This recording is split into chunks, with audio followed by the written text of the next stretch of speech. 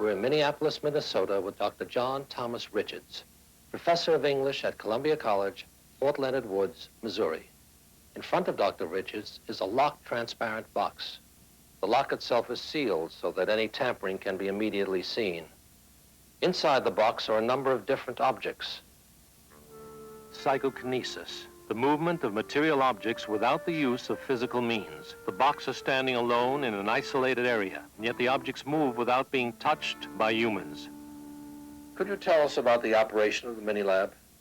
Yes, the Mini-Lab was developed to attempt to capture paranormal movements which could take place at any hour of the day or night. Now, inside the box, there are various target objects.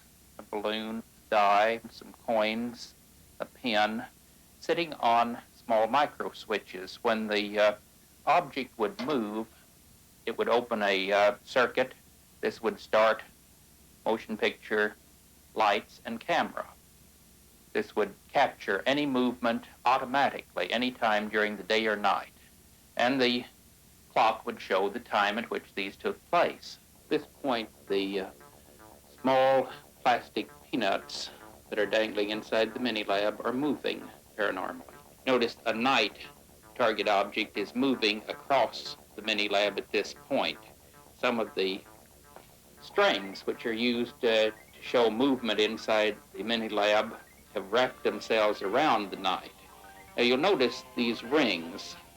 They're made of paper, and they're going to move very quickly and link. The friction apparently was too great. They catch fire and burn. The small yellow balloon has inflated from its position on a micro switch and pushing some of the other material to one side. You see how it's pressed against the glass. Now, if you notice what happens at this point, the balloon bursts and a fragment then moves and continues moving. There is a canister, a film canister that mailed itself to a lady in New York.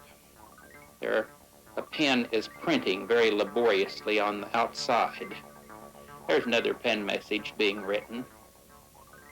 How do we know that the film itself was never tampered with? It would be possible to replicate this fraudulently, but we were not frauds. We certainly did not have the resources, and we certainly did not have the motivation.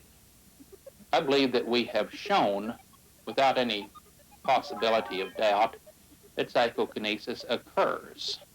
With enough information, we may be able to find out what psychokinesis is, how it works, and be able to obtain some control over it. Inanimate objects in a sealed box, untouched by anyone, yet moving.